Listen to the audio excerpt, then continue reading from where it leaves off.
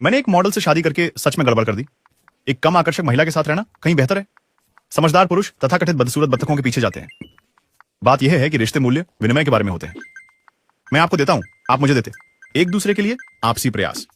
बहुत सुंदर महिलाओं की समस्या यह है कि वे सोचती हैं कि सिर्फ सुंदर होना ही काफी है, कि उनकी खूबसूरती अपने आप में इतनी बड़ी देन है कि आपको उनके आसपास होने भर से खुश होना चाहिए और मूलतः उनकी सेवा करनी चाहिए। और वे ऐसा क्यों सोचती हैं? रास्ता? क्योंकि उनके लिए हमेशा ऐसा ही रहा है। उनकी सुंदरता और चेहरा हमेशा इतना काफी रहा है कि उनके बिल को कवर किया जाए या किसी विशेष जगह पर प्रवेश मिल जाए। लोग उनके लिए पीछे झुक जाते हैं और कोई आदमी उन्हें कभी नहीं मना करता।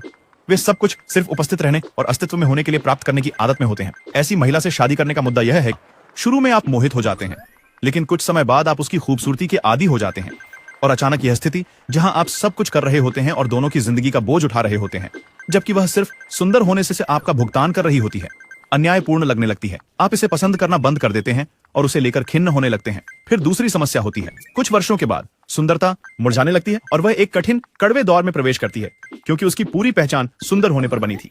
अब उसके पास वह मुद्रा नहीं है और उसके लिए अनुकूलन करना मुश्किल होता है। वह वास्तविक दुनिया में प्रवेश करने का विरोध करती है, जहां सब कुछ देना और लेना होता है, जहां लोग इसलिए देते हैं क्योंकि उन्हें बदले में कुछ मिलता है, न कि सिर्फ इसलिए कि कोई मौजूद है या उनकी शाही उपस्थिति से कमरे को आशीर्वाद देता है। एक पुरुष के रूप में आपके जीवन में जो सबसे अच्छी चीज हो सकती है, वह है एक बदसूरत बत्तख को खोजना। वह महिला है जो जब वह छोटी थी खुद को सुंदर नहीं समझती थी, शायद क्योंकि उसकी बहनों या दोस्तों की खूबसूरती थी और वो उतनी अलग नहीं दिखती थी, या शायद वो एथलेटिक नहीं थी और उसे दुनिया में अपनी जगह खोजने के लिए कोई और तरीका अपनाना पड़ा, जैसे कि एक असली व्यक्तित्व विकसित करना।